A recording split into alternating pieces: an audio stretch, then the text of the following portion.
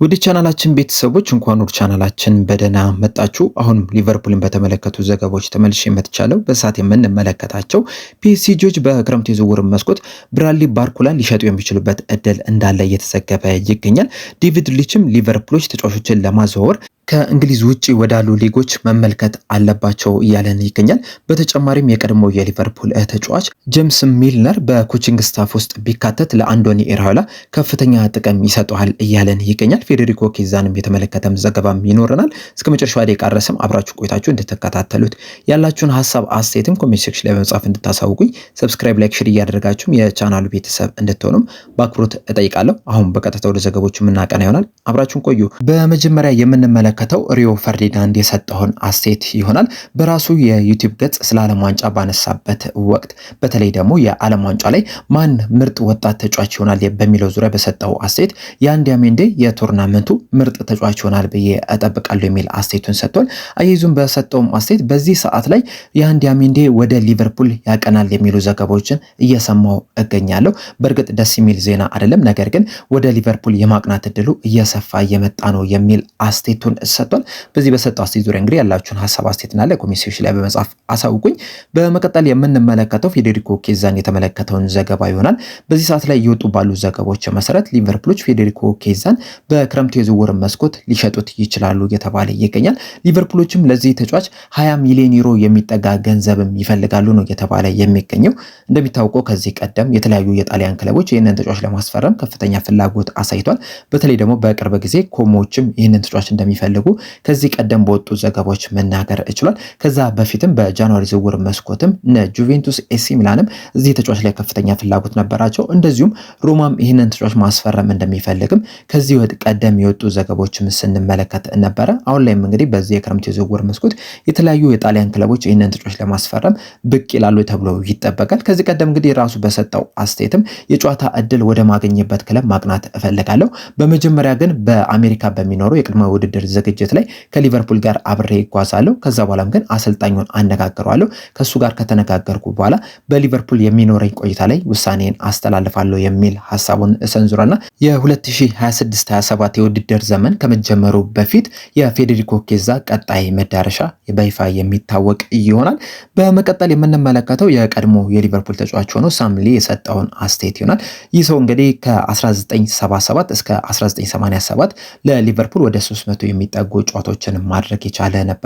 እንደዚሁም ሮይ ሂድሰን የሊቨርፑል አሰልጣኝ በነበሩበት ሰዓትም በኮቺንግ ስታፍ አባል ውስጥም በማካተት ሊቨርፑልንም ማሰልጠንም ችሏል እና በቅርቡ እንግዲህ ከሬድሜን ቲቪ የዩቲዩብ ቻናል ጋር ባደረገው ቆይታ ጄምስ ሚልነር በአንዶኒ ኢራዮላ የኮቺንግ ስታፍ አባል ውስጥ ቢካተት ለአንዶኒ ኢራዮላ ከፍተኛ ጥቅም ይሰጣል እያለን ይገኛል። አያይዞም በሰጠው አስተያየት ጄምስ ሚልነርን ለእንግሊዝ 21 ዓመት በታች ቡድን ሲጫወት ጀምሮ በደንብ አውቀዋለሁ። በጣም የሚያስገርም ፕሮፌሽናል ተጫዋች ነው። ያኔም እንግዲህ ራሱን ለማሻሻል ከፍተኛ ጥረትም ሲያደርግም ተመልክቼዋለሁ። ሁልጊዜም ስታንዳርዱን ከፍ አድርጎ የሚያስቀምጥም ተጫዋችም ጭምር ነበረ እና ወደ አንዶኒ ኢራዮላ የኮቺንግ ስታፍ አባል ቢካተት በጣም ጥሩ ነው ብዬ አስባለሁ። በእርግጥ ውሳኔው የኔ አይደለም።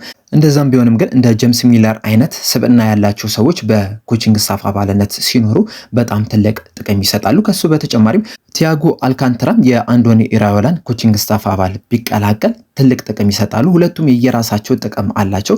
በተለይ ደግሞ ጄምስ ሚለር ሁልጊዜም ስታንዳርዱን ከፍ አድርጎ የሚያስቀምጥ ተጫዋች ነው የነበረው።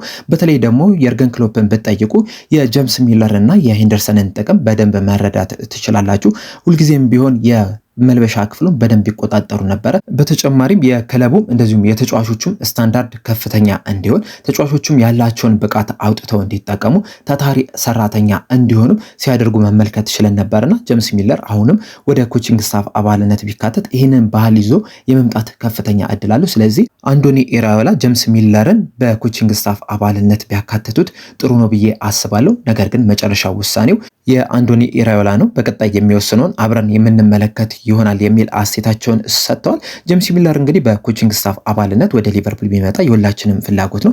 በተለይ ደግሞ በሊቨርፑል ቤት የነበረውን ግልጋሎት ሲሰጥ የነበረውን ጥቅም ለተመለከተ ሰው የጄምስ ሚለር ወደ ሊቨርፑል መመለስ ይቃወመዋል ተብሎ አይጠበቅም። ነገር ግን ደግሞ በቅርቡ ከእግር ኳስ ዓለም ራሱን ማግለሉን ወይም ደግሞ ጫማ መስቀሉን ተከትሎ በቀጥታ ወደ ስራ ይመለሳሉ የሚለው በጣም ትልቅ ጥያቄ ነው። እንደዚሁስ አንዶኒ ኢራዮላስ ይህ ሰው ኮቺንግ ስታፍ አባል ውስጥ እንዲካተት ይፈልጋሉ የሚለው በጣም ትልቅ ጥያቄ ነው። በእናንተ ሀሳብ ግን ጄምስ ሚለር የሊቨርፑል ኮቺንግ ስታፍ አባል ሆኖ ወደ ሊቨርፑል ወደ አንፊልድ መምጣት አለበት ብላችሁ ታስባላችሁ? ሀሳብ አስተያየታችሁ እንዳለ ኮሜንት ሴክሽን ላይ በመጻፍ አሳውቁኝ። በመቀጠልም ዴቪድ ሊች የሰጠውን አስተያየት ነው የምንመለከተው። ዴቪድ ሊችም በሰጠው አስተያየት ሊቨርፑሎች በዚህ የክረምቱ የዝውውር መስኮት ብዙ ሊያጠናክሯቸው የሚገቡ ቦታዎች አሉ። የአጥቂው ስፍራ ላይ ተጫዋቾችን ማምጣት አለባቸው። የተከላካይ ስፍራ ላይም የተለያዩ ተጫዋቾችን ማምጣት አለባቸው። በተጨማሪም የመሃል ሜዳውንም ማጠናከር መቻል አለባቸው። ስለዚህ በዚህ የክረምቱ የዝውውር መስኮት ብዙ ወጪዎችን ያወጣሉ ተብሎ ይጠበቃል እና እንደዚህ ብዙ ወጪዎችን ለሚያወጣ ቡድን ደግሞ ተጫዋቾችን ከፕሪሚየር ሊጉ ማስፈረም አለባቸው ብዬ አላስብም። ከፕሪሚየር ሊጉ ከማስፈረም ይልቅ ሌሎች ሊጎች ላይ ሄደው ሌሎች ተጫዋቾችን ማምጣት አለባቸው ብዬ ነው የማስበው የሚል አስተያየቱን ሰጥቷል። አይዞም በሰጠው አስተያየት በተለይ ደግሞ በቅርቡ ማንቸስተር ሲቲዎች ለኖቲንግሃም ፎረስት ተጫዋች ለሆነው ለኤሌት አንደርሰን 105 ሚሊዮን ፓውንድ ሲደመር 15 ሚሊዮን ፓውንድ በአጠቃላይ የ120 ሚሊዮን ፓውንድ ፓኬጅ አቅርቦለታል። በዚህ ምክንያትም ሌሎች ክለቦችም ተጫዋቾቻቸው ላይ ጭማሪ ሂሳብ መጠየቃቸው አይቀርም። አሁን ለምሳሌ ክሪስታል ፓላሶች አዳም ዎርተን ላይ ተጨማሪ ሂሳብ መጠየቃቸው አይቀርም። ቢያንስ 100 ሚሊዮን ፓውንድ እንፈልጋለን ሊሉ ይችላሉ። እንደዚሁም በርነሞዞችም ለአሌክስ ስኮትም ተጨማሪ ገንዘብ መጠየቃቸው አይቀርም። ስለዚህ ሊቨርፑሎች ብዙ ቦታዎችን ማጠናከር ስላለባቸው መሃል ሜዳውን ለማጠናከር ተጫዋቾችን ከፕሪሚየር ሊግ ክለቦች ከማስፈረም ይልቅ ወደ ፈረንሳይ ሊግ ሄደው እንደነ ማማዱ ሳንጋራ እንደዚሁም ደግሞ እንደነ ካማራ አይነት ተጫዋቾችን ማስፈረም አለባቸው ብዬ አስባለሁ የሚል አስተያየቱን እሰጥ። እነዚህ ሁለት ተጫዋቾች ደግሞ በሊቨርፑል ሊስት ውስጥ ከሚገኙ እንደዚሁም ደግሞ ሊቨርፑሎችም በቅርበት ከሚመለከቷቸው የመሃል ሜዳ ተጫዋቾች መካከል የሚገኙ ናቸው። ስለዚህ ሌሎች ተጫዋቾችን ከፕሪሚየር ሊግ ክለቦች ከማስፈረማቸው በፊት እነዚህ ተጫዋቾችን በአንክሮት መመልከት አለባቸው ብዬ አስባለሁ። በተለይ ደግሞ የማንቸስተር ሲቲዎች ጥያቄ እንግዲህ የዝውውር ሂደቱ ላይ በጣም ትልቅ ተጽዕኖ ይፈጥራል ተብሎ ነው የሚጠበቀው። በሚያስገርም ሁኔታ ደግሞ ማንቸስተር ሲቲዎች 120 ሚሊዮን ፓውንድ ፓኬጅ ቢያቀርቡ እንኳን ራሱ ኖቲንግሃም ፎረስቶች ያንን ጥያቄ ውድቅ እንዳደረጉት ነው እየተነገረ የሚገኘው። ኖቲንግሃም ፎረስቶች ሊቨርፑሎች ለአሌክሳንደር ኢሳክ ያወጡትን አይነት ሂሳብ እንዲከፈላቸው እንደሚፈልጉ ነው እየተነገረ የሚገኘው።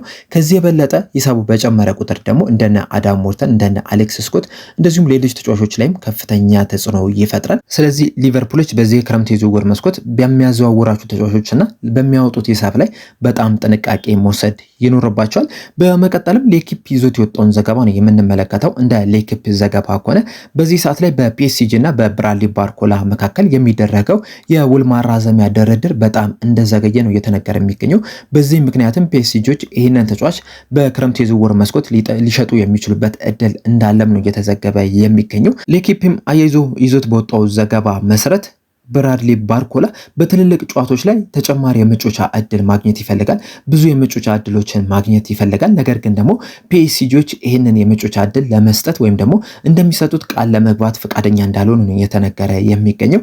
በዚህ ምክንያትም ክለቡ ሊለቅ የሚችልበት እድል ከፍተኛ እንደሆነ በዘገባው ተናግሯል። ነገር ግን ደግሞ ብራድሊ ባርኮላ ፒኤስጂን መልቀቅ አለብኝ ብሎ ፑሽ አያደርግም ወይም ደግሞ ልቀቁኝ ብሎ ጥያቄ እንደማያቀርብ ነው ሌኪፕ በዘገባቸው እየተናገሩ የሚገኙትና በዚህ ምክንያት ፒኤስጂ ይህንን ተጫዋች በክረምቱ የዝውውር መስኮት ሊሸጡ የሚችልበት እድል እንዳለ እየተዘገበ ይገኛል። ከዚህ በተጨማሪም ለፉት መርካቶ በመዘገብ የሚታወቀው ሰባስቲያን ዴንቲስ ይዞት በወጣው ዘገባ መሰረት ፒኤስጂዎች የዌስትሃም ተጫዋቾች የሆኑትን ማቲያስ ፈርናንዴስ እንደዚሁም ደግሞ ሰመርቪልን ለማስፈረም ፍላጎት እንዳላቸው ነው እየተነገረ የሚገኘው። በተለይ ደግሞ ሰመርቪልን የሚያስፈረሙት ከሆነ ብራድሊ ባርኮላ ፒኤስጂን ሲለቅ ልንመለከት የምንችልበት እድል እንዳለ እየተዘገበ ነው የሚገኘው። ነገር ግን ደግሞ ከዓለም ዋንጫው በፊት ምንም አይነት ውሳኔዎች እንደማይተላለፉ ሌኪፕ በዘገባው ተናግሯል። ይህ ዜና እንግዲህ ለሊቨርፑል በጣም ጥሩ ዜና ነው። በተለይ ደግሞ ሊቨርፑሎች እንደሚፈልጉት ከሄደላቸው ምናልባትም በክረምቱ የዝውውር መስኮት የአንዲያ ሜንዲን እንደዚሁም ደግሞ ብራድሊ ባርኮላንም ሲያስፈርሙ ልንመለከት የምንችልበት እድል አለ። ነገር ግን ደግሞ በዚህ ሰዓት ላይ ለተጫዋቾች እየተጠየቀ ያለውን ሂሳብ ከተመለከተን ምናልባትም ሊቨርፑሎች ሁለቱንም ላያስፈርሙ ይችላሉ። እንደሚታወቀው አርቢ ሌፕዚንጎች ለአንዲያ ሜንዲ ከ100 ሚሊዮን ፓውንድ በላይ እንፈልጋለን ነው እያሉ የሚገኙት። እንደዚሁም ፒኤስጂዎችም ለብራድሊ ባርኮላ 80-90 ሚሊዮን ዩሮ እንፈልጋለን እያሉ ይገኛሉ እና በክረምት የዝውውር መስኮት ብዙ መጠገን ያለባቸው ቦታዎች እያሉ ለሁለት ተጫዋቾች 200 ሚሊዮን ፓውንድ አካባቢ የሚጠጋ ገንዘብ ያወጣሉ ተብሎ አይጠበቅም። ስለዚህ ምናልባት ምናልባትም ከሁለት አንዱ ሊያስፈርሙ ይችላሉ። ምናልባትም ደግሞ ሁለቱንም ላያስፈርሙ የሚችልበትም እድል ሊኖር ይችላል። ነገር ግን በዚህ ሰዓት ላይ ባሉት መረጃዎች መሰረት ሊቨርፑሎች ሁለቱንም ተጫዋቾች ለማስፈረም እንቅስቃሴ ሊያደርጉ የሚችሉበት እድል ከፍተኛ እንደሆነ ነው እየተነገረ የሚገኘው። በተለይ ደግሞ ያን ዳሜንዲን ለማስፈረም ያላቸው ፍላጎት በጣም ከፍተኛ እንደሆነ እየተዘገበ ይገኛል። ስለዚህ በክረምቱ የዝውውር መስኮት ቅድሚያ ያን ዳሜንዲን ለማስፈረም እንደሚሰጡ ነው የሚጠበቀው። ከዛ በኋላ እንግዲህ ምናልባትም ብራድሊ ባርኮላንም ሲያስፈርሙ ልንመለከት የምንችልበትም እድል አለ። እናንተስ በዚህ ለኢኪፕ ይዞት በወጣው ዘገባ ዙሪያ ያላችሁ ሀሳብ አስተያየት ምንድን ነው? እንደዚሁስ ሊቨርፑሎች በክረምቱ የዝውውር መስኮት ብራድሊ ባርኮላን እና ያን ዳሜንዲን አንድ ላይ ያስፈርማሉ ብላችሁ ታስባላችሁ? ሀሳብ አስተያየታችሁን እንዳለ ኮሜንት ሴክሽን ላይ በመጻፍ አሳውቁኝ። ለአሁን እኔ እዚህ ላይ አበቃው። እስከ መጨረሻው ደቂቃ ድረስ ስለተከታተላችሁኝ ከልብ አመሰግናለሁ። በቀጣይ በሌላ እስከምንገናኝ ድረስ ሰብስክራይብ፣ ላይክ፣ ሼር ማድረግ እንዳትረሱ። ቸር ያቆየን።